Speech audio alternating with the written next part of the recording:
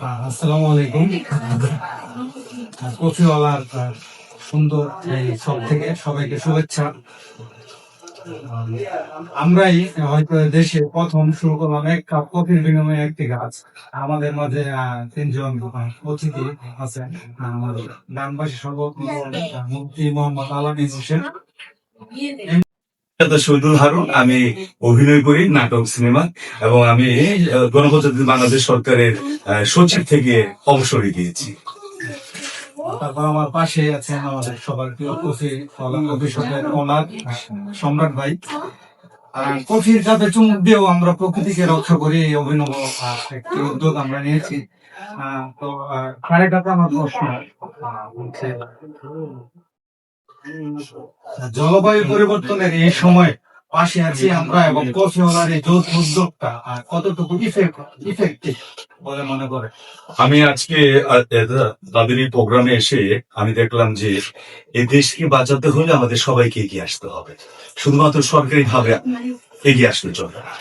এই কফিওয়ালা যে কফি শপটা আছে মসজিদ ইন্ডিয়ান প্লাজায়, তারা একটা সুন্দর উদ্যোগ নিয়েছে এবং এটা মনে হয় দেশের জন্য একটা অনুসরণীয় উদ্যোগ হতে পারে, যে আপনি এক কাপ কফি যখন এখানে খাবেন, যেগুলো আইটেম, তখন আপনি বিল পরিশোধের পাশাপাশি একটি বৃক্ষ পাবেন, এবং এই গাছটা আপনার দেওয়ার পর এই গাছের পরিচর্যার বিষয়ে আপনাকে সহায়তা করবে কফিওয়ালার সাথে যে গ্রুপটা আছে।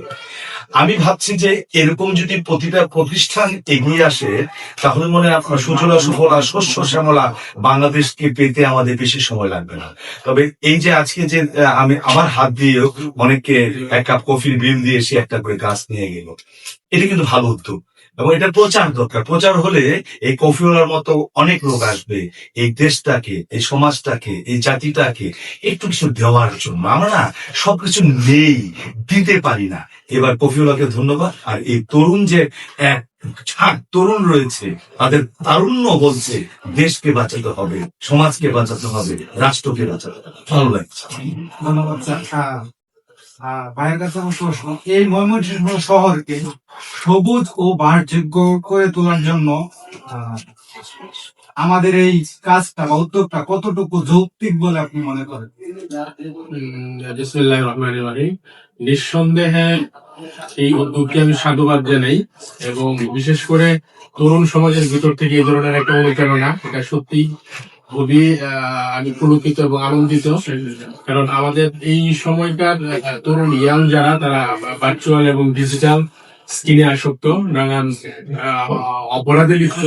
সেই জায়গায় এরকম কফিওয়ালা একটা সুপরিচিত ব্র্যান্ডের ভিতর থেকে এক কাপ কফি, একটি গাছ, এটা বিষয়টা ছোট শোনা গেলেও এর ভিতরে অনেক গভীরে অনেক থিঙ্কিং আছে।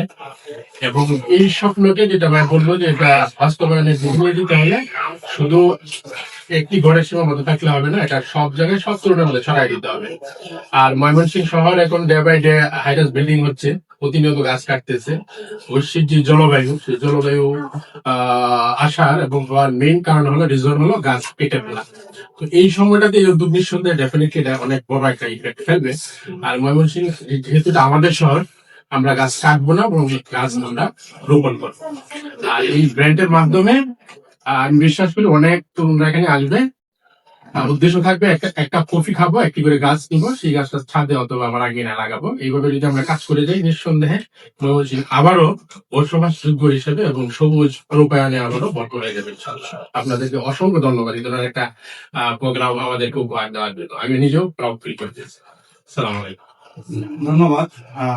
সম্রাট ভাইয়ের কাছে আমার প্রশ্ন, আজকের তরুণ প্রজন্ম বা অন্যান্য ব্যবসায়িক যে প্রতিষ্ঠান আছে, তাদেরকে আজকের এই কফিওয়ালা কি বার্তা দিতে চায়?